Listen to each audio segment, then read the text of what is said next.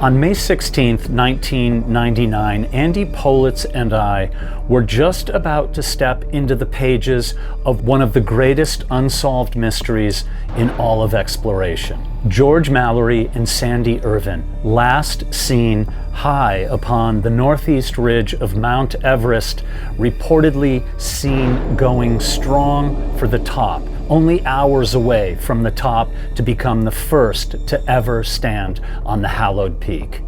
That was June 8th, 1924. And for all those years, the world had wondered what was their fate.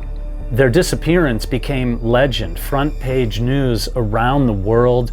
People speculated about it for generations. Mallory's children grew up and were still alive in their 70s and 80s at the time that we were there in 1999. Even Sir Edmund Hillary, when he reached the summit for the very first time with Tenzing Norgay in 1953 from the south side in Nepal, he took a moment to look down into the north to see if maybe he'd see a sign of Mallory or Irvine. The mystery sits beside Amelia Earhart, Percy Fawcett, and the lost Franklin expedition as one of the great vanishings of human history. And on May 16th, 1999, Andy and I were part of it. Now let me just say, if you were George Mallory and you were there on Mount Everest on your third try, his last try to become the first person to stand on the summit of Mount Everest, would you not be absolutely positive to bring with you some way of proving that you had actually reached the summit? Like bringing a camera with you to capture an image of your partner or you standing at the top. You've all seen the image taken by Sir Edmund Hillary of Tenzing Norgay standing on the top during their first ascent in 1953. Yeah, that kind of proof. This is George Mallory. Oh my God! But when Conrad Anker found the remains of George Mallory on May 1st of that expedition in 1999, a lot of questions were answered about the last day of George Mallory. But there were so many more questions that needed to be answered. And among them was, did they make it to the summit? How could we actually get proof of whether they made it or not, like Hillary and Norgay had in 1953? You got it. We were looking for the camera that we are pretty sure they were carrying on that fateful day. And you'd be right in thinking that we were going to leave no stone unturned to find out as much as we possibly could. Our main focus for that day was to drop down to the site of George Mallory and do an exhaustive search. And I know I've said that the holy grail of the mystery of Mallory and Irvine is oxygen bottle number 9. In a previous video, I talked about why it's such a valuable piece of evidence of their final day. But truly, the ultimate holy grail of the mystery of Mallory and Irvine has yet to be found, and that's the camera that Mallory is known to have borrowed from his climbing partner Howard Somervell before he went up to Camp 6 with Sandy Irvine for their final summit bid. That's just one camera. It is believed that there was very likely not only one camera, but possibly 3 cameras with Mallory and Irvine that day. I'm going to break down exactly why Jochen Hemmleb believes that 1 camera isn't likely, that 2 or 3 is highly likely on that day. Yes, we were just looking for the Kodak vest pocket camera, but I want to explain to you why 3 cameras are more likely for their summit day. Ultimately, how are Andy and I going to go search for the ultimate needle in a haystack on the massive and vast north face of Mount Everest? Some of you might have already guessed it. Yep, absolutely. We had with us a metal detector. You know, it's interesting. I've very often thought there's got to be some kind of Guinness Book of World Records kind of thing for the highest ever use of a metal detector, I'm going to have to look into that, but that's just a whole nother story. So with that metal detector operated by Andy, we were, of course, on the lookout for anything that the crew on May 1st, during the day that Mallory was discovered, did not find. So yes, the camera was part of it, but we were on the lookout for anything that might blip on the metal detector. Just imagine finding that camera. What images might be on that? How absolutely amazing. And some of you are probably thinking, oh yeah, good luck. After 75 years, there's no way you would be able to develop film from a camera after 75 years. Well, we had been advised on how to handle the camera if we did find it, how to transport it, how to protect it from any light getting to it, how to keep it from thawing out too quickly and destroying the film. And you still might think, oh, come on, but old film has been found before and developed. For instance, on Captain Scott's 1910 to 1913 Antarctic expedition, film was recovered in a hut there called the Evans Hut after 100 years. And an organization called the Antarctic Heritage Trust, they uncovered sealed photographic negatives and film plates that were left behind by the Terra Nova expedition. These materials, they had been frozen in perpetual sub-zero temperatures since 1912, and the film survived. Check this out. This is absolutely amazing. And the reason is because any chemist will know, but any photographic expert will know, the freeze halted any decay of the chemicals on the film, and the emulsion remained stable. The sealed containers also kept out moisture and light. So the result was these incredibly clear images. It looks, these people, the faces of these people look like it could have been just yesterday. And it brought back to life this, what they call the heroic age of Antarctic exploration. And what it also shows is that 100-year-old film can still be developed, exactly why Kodak engineers believed Mallory and Irvine's images, if there was a camera and if they had taken any images, that they could be developed. It all adds up to this incredible mystery, these unanswered questions. I can't stop dreaming about the idea of finding that camera and seeing if there's a photograph in that roll of film that lets us know whether they made it to the summit or not. Probably the most amazing thing about the mystery of Mallory and Irvine is that you can continue to go over details that we thought we knew everything about, and each time we do it, more is revealed about it. It really is one of the best things about it. It's the gift that keeps on giving. It's the same kind of wonder that always grabbed me when I was a little kid, hanging out in my bedroom with a really amazing book that had great illustrations and maps in it, telling me about adventures and places that I hoped that one day I'd have the chance to visit. That's why this next thing stopped me in my tracks. Recently, I came across a book that felt like it was written for the curious kid inside of me. It's called The Book, The Ultimate Guide to Rebuilding Civilization. And I have to say, it's one of the most beautifully made, unexpectedly fascinating books I've opened in a long time. This isn't just a history book, it's visual storytelling. 400 pages of inventions, discoveries, engineering, astronomy, navigation, agriculture, printing, all illustrated in this blend of medieval manuscript style and modern technical drawing. And honestly, flipping through the diagrams reminded me of Sandy Irvine's own brilliance on Mount Everest in 1924, the way he modified and improved the 1924 oxygen apparatus with nothing but mechanical intuition and a young engineer's imagination.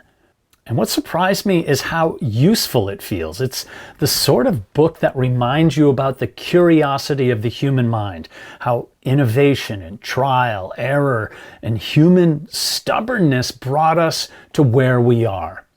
It's a perfect gift for a curious friend, a parent, or for someone who asks, how does this work? Or maybe something for yourself. And there's something else. The book actually contains a hidden quest, a puzzle woven through the illustrations. I haven't solved it yet, but I'm hooked. If you want to check it out, I've put a link in the description along with a promo code for the viewers of this channel. I know that you're going to enjoy this book. Now let's get back to the story about the cameras on Mallory and Irvine's fateful day.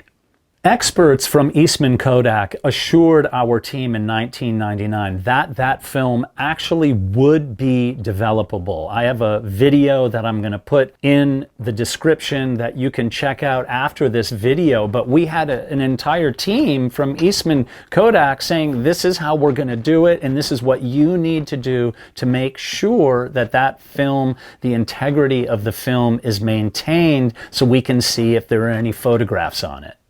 And so there I was with Andy Politz on May 16th, 1999, hoping that we could help solve the great mystery by not only finding some artifacts, but the artifact, the camera, or the cameras. And I'm going to explain to you in a minute exactly why there might have been multiple cameras. And I think you're going to agree with me that it makes logical sense that they would have at least had one camera, but maybe three.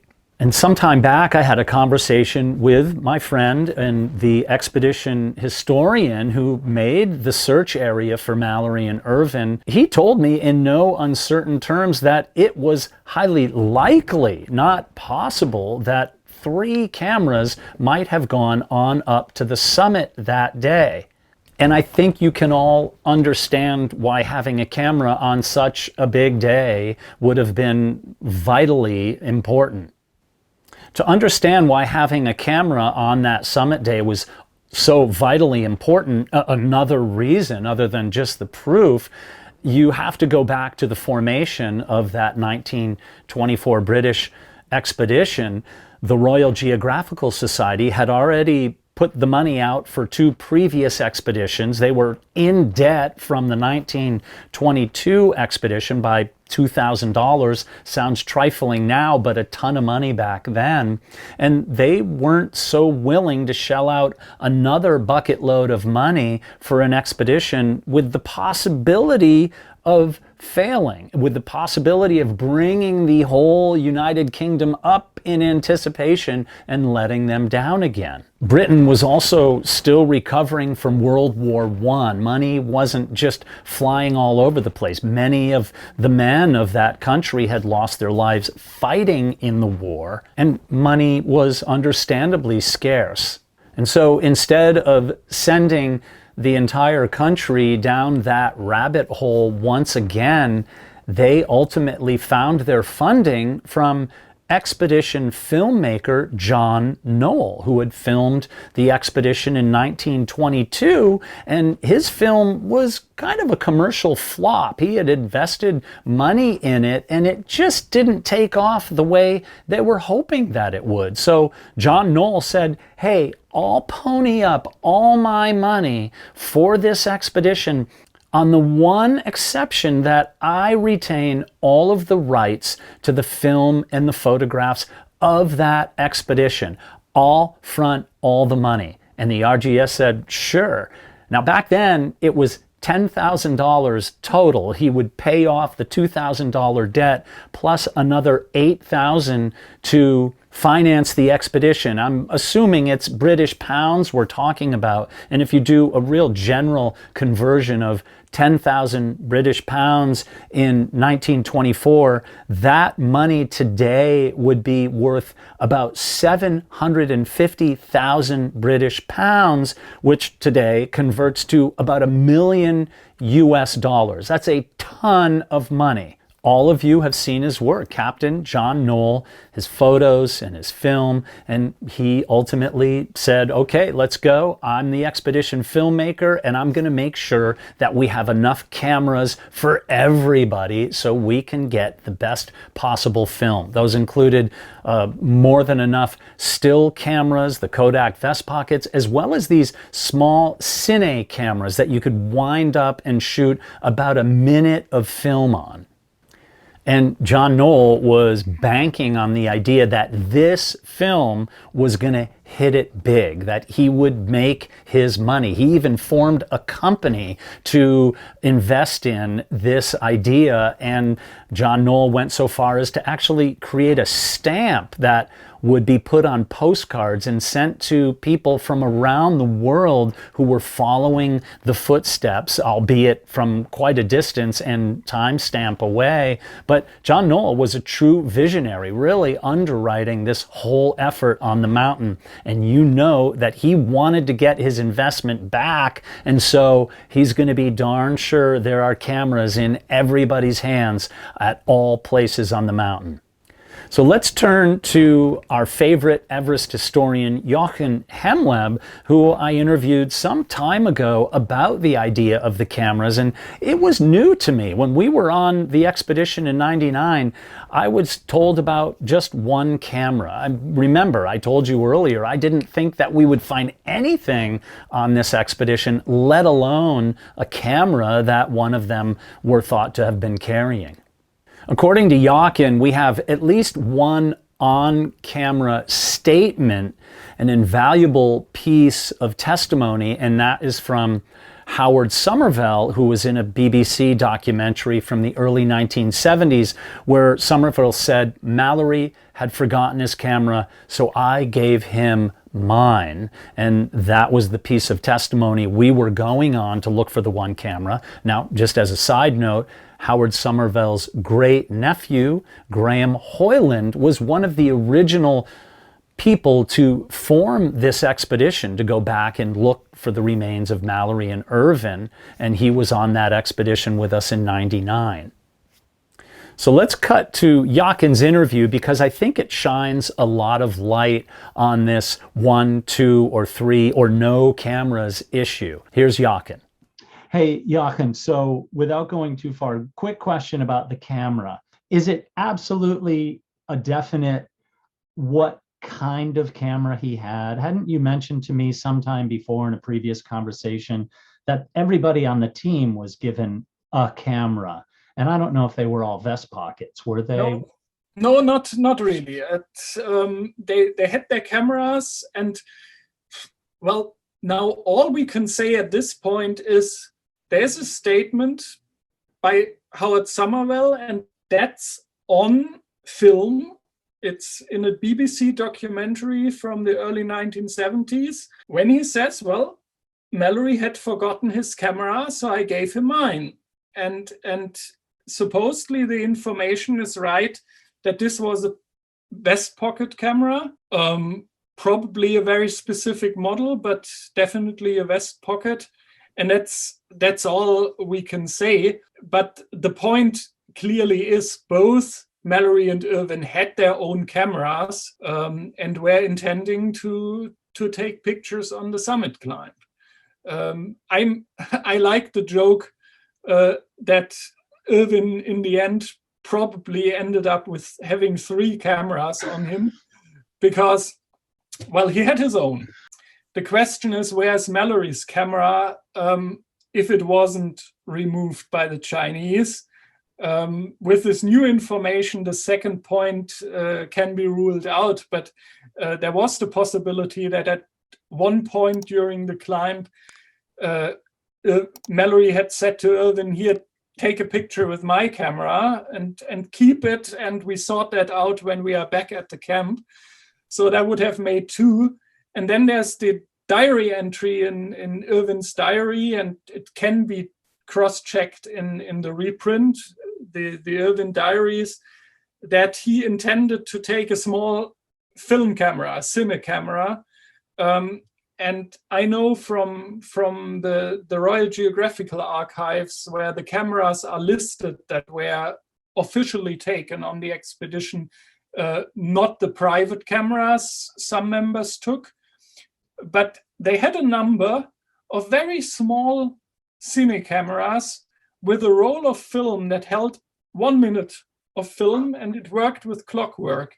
And I mean, this is exactly the camera you want to take on a summit climb to record a summit panorama or a climbing sequence. Just a minute of film, clockwork.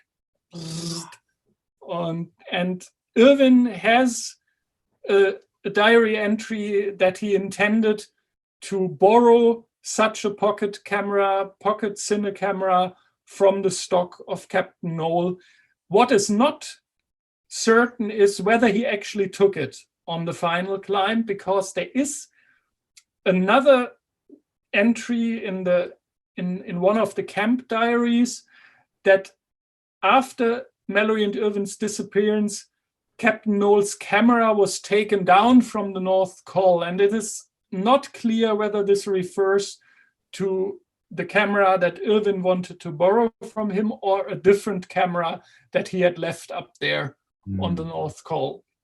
And that's why in Detectives on Everest, I said, well, theoretically, Irvine could have had 3 cameras on. He would have made a great documentary filmmaker. Pick one. Now, another of our famous and favorite Everest historians, Bob Edwards, who I feature in a video recently talking about the ice axe and oxygen bottle number 9, he's painstakingly documented every time a camera was mentioned in regards to the 1922 and 1924 expeditions. Bob sent me this sheet just the other day, and he said on June 4th, 1924, 4 days before the disappearance of Mallory and Irvine, Irvine wrote in his diary, "I have brought Noel's pocket camera up, but not used it yet." And then on 11 June 1924, Julie Summers writes in her biography of Sandy Irvine, "The following morning, Odell, Hazard, and the 3 porters gathered together all they could carry from the tents, including Mallory and Sandy's personal belonging, Captain Noel's cine camera, which Sandy had thought he might take on his summit attempt." Unbelievable. So maybe not. Was there an extra cine camera? We can't really say. Julie Summers seems to think that it's likely Sandy did not bring that camera up with him that day, but it's still something worth considering. And that brings us all back to that day when I was up there with Andy Politz doing the exhaustive search of the area around where George Mallory's remains had been found 2 weeks before. Andy swept across everywhere in that vicinity near George Mallory, and every time there was a beep, I would try to recover whatever it was that was beeping. We found a lot of things, including the watch that I found in George Mallory's pocket, but no camera after an exhaustive search. And so the question still remains. Well, let's say there's a lot of questions. One of them, will the camera ever be found, or one of the cameras ever be found? In October or September of 2024, we know that a National Geographic team found Sandy Irvine's boot and foot in the central Rongbuk Glacier, which corroborated an interview that I did with Jamie McGinnis some months before, saying that we believe that the body would be found either off the mountain entirely or all the way down the mountain in the Rongbuk Glacier. And if the camera is with Sandy Irvine, will it have been destroyed? Will the forces over 100 years in the central Rongbuk Glacier have just ruined the camera completely, given that just the boot and foot of Sandy Irvine was found? It's likely that anything on him will not be at least recoverable, and that the film will probably have been destroyed. Therein, the evidence or the potential to learn of their fate completely gone forever. So we don't know. Maybe the body will be found. We don't know if a search is underway or not for next spring. Certainly we'll keep you posted on that. But maybe, just maybe, Everest is not done sharing the story of the mystery of Mallory and Irvine, and the mystery continues to draw us in ever deeper. It's the great mystery of Everest, one of the greatest mysteries in all of exploration. What do you think? I'd love to see your thoughts in the comments below. Have a conversation, share your ideas or your theories on what might have happened to the camera or cameras. Was there more than one camera that day when they went up, or were there no cameras at all? I'd love to hear your thoughts. Nobody really knows. There's no proof one way or the other, and that's the beauty of this mystery. It brings people together to have great conversations, and sure, disagree, and maybe sometimes strongly disagree, but to come together as a community to have a wonderful discussion about a mystery that keeps us thinking and at night, laying awake, wondering what happened to George Mallory and Sandy Irvine. Did they make it to the summit of Mount Everest in 1924? If you've enjoyed this video, I hope you'll take a moment to subscribe and also think about becoming a member of the Everest Mystery channel. There's tons of exclusive content in there. Click the join button, or you can find me over on Patreon at patreon.com/Everest Mystery. There's a ton of exclusive content there, and also a free level of membership. So be sure to check that out as well. And also, don't forget, I have a merch page. When this video is being recorded, we're heading right into the holidays. There might be something cool for you or somebody you care about who's a big fan of the Everest Mystery. So show off your Everest spirit by wearing some Everest Mystery gear. And remember, do a good deed. Don't ask for anything in return. Make the world a better place, one tiny step at a time. Peace be with you.